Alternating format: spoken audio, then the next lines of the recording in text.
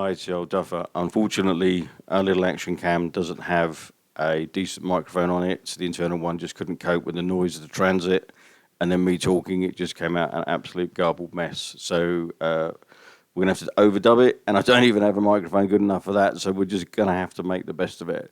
We're currently travelling north. It's Friday afternoon to our hotel for the night, which is just outside York, and then we're on to Goole in the morning for our first pickup. That'll be Saturday, and then on over the weekend doing other collections as well. Disaster strike, I'm hungry and I need to strain my greens. So we've stopped at the Warwick services. We got stuck in traffic at junction, just a closed junction 11, so it was no tell for how many miles. So it's delayed us. We're going to get the hotel late. Sod that, I need something to eat. So right, to the services. 10:15 at night and we're here. Transit around like a clock. Traffic, you wouldn't believe, 10 o'clock at night, there's traffic everywhere. They've got cones everywhere.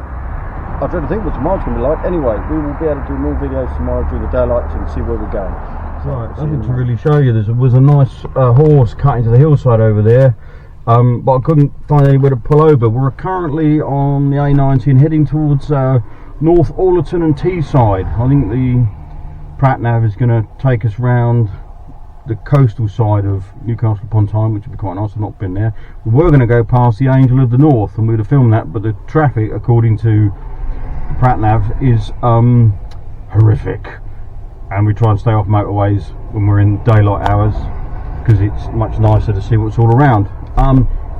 We've loaded our first load. We had a slight mishap this morning because the crane is hand swing. We're on a slight slope and it got away from me, and my wife and the gent we bought the engine from couldn't get to it fast enough. It swung around and hit the front of the truck and has put a whopping great dent in the wing, which is a bit of a downer. Thankfully the truck's solid and there's no sort of rust or anything fell out, and you know, it's the original wing, so I'm really pissed. So should be able to straighten it. We'll show you in a minute. Didn't break the headlights, it caught the bonnet slightly, which didn't bend it, scuffed the paint, so we've got to deal with that. Could have taken the indicator out. We've only lost a little side repeater, but believe it or not, it's still working. It's just not orange anymore because the plastic's gone west. So lesson learned, we need to put some stops in the right place on the crane so it can't swing beyond the cab, and then that won't happen again. I was on the back, I couldn't get to it, nor could anybody else, and thankfully nobody's pinkies were in the way, because that would have been a disaster and nobody else is involved. So just take it on the chin and fix it. So we'll jump out and I'll show you what we bought and I'll show you the dent. So, which has ruined my aerodynamics, and believe it or not, this old truck is returning 30.5 to the gallon and it's 37 years old. And the gent we bought this bit of kit from said he's got a modern Transit, it's probably under 10 years old, and it's too unreliable to do what we're doing with, travel the distances we travel. He wouldn't do it because it would break down. That's progress, is it? It's crap if you ask me. But anyway, let's jump out and I'll show you my dent.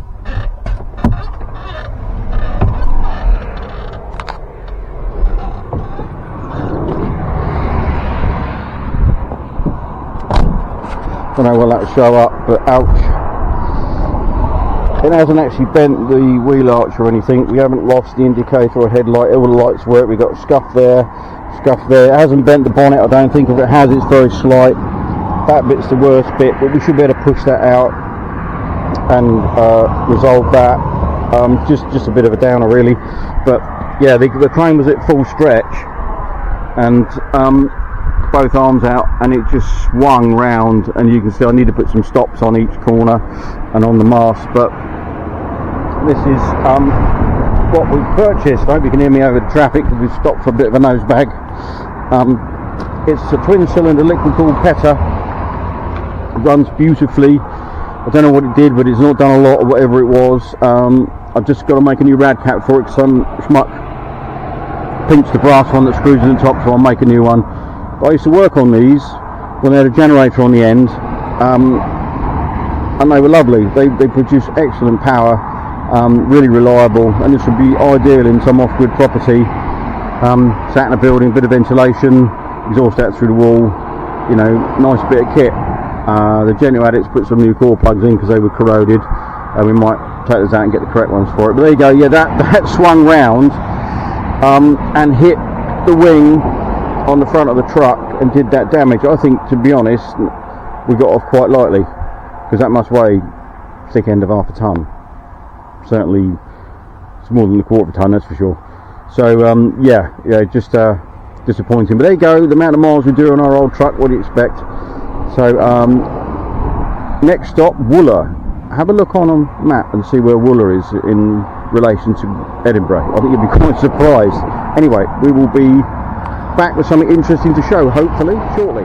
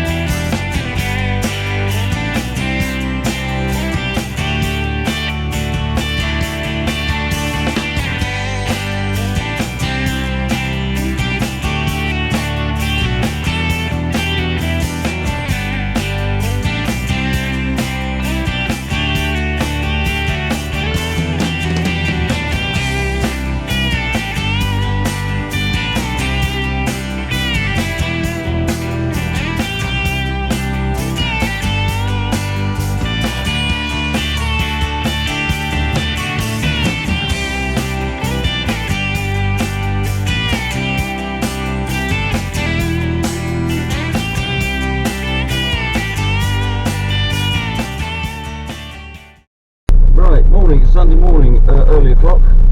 We didn't do any filming last night on the second pickup because it was getting dark. We just needed to get loaded and gone. We're still 400 miles north from home, so it's off to the third pickup. We've got a delivery to do on the way back and then home, so it's going to be a late one. So we'll show you what we got when we pick up the third one.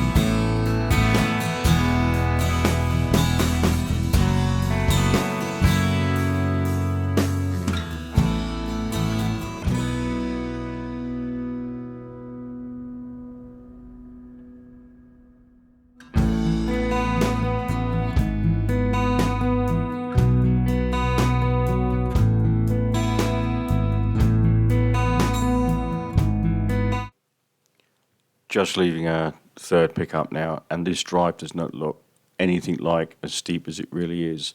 and the Transit just straddles the concrete slabs, and it's being washed away as it goes round the corner and across this field.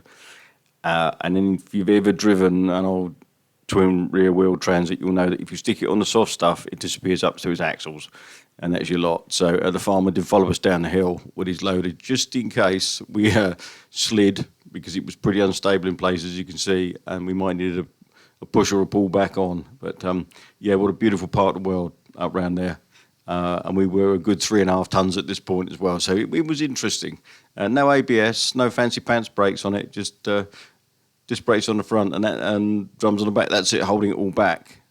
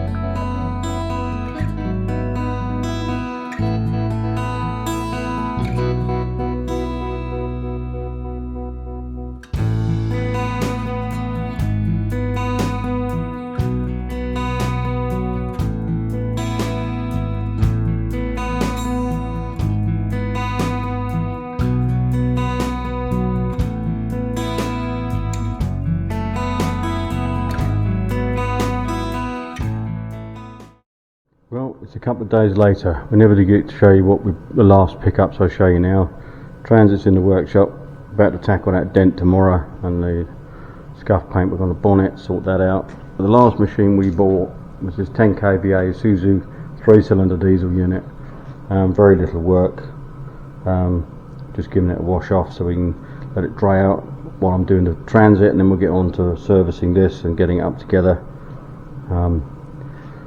Ready for sale after we fully load tested it.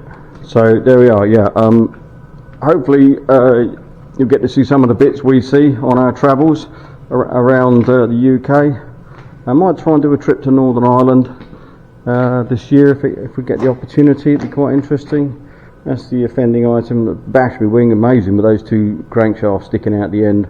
It didn't actually poke a hole in something. That was, to say, complete bit of luck considering what it could have been. And that's the 7 kilowatt lister we bought. So that's it for this video. We'll call that it, and we'll see you in the next one. Thanks for watching.